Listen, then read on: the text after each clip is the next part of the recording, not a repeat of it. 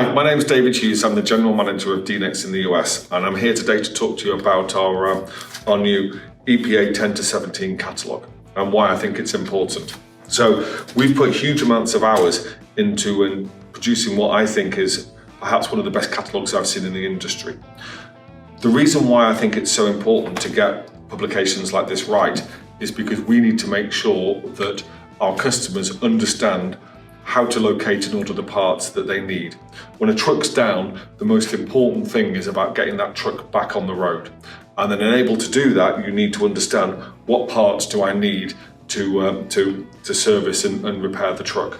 So our combined knowledge across our sales, our product management and our technical support team have put together huge amounts of information for the end customer to be able to understand exactly what parts they need to locate and buy.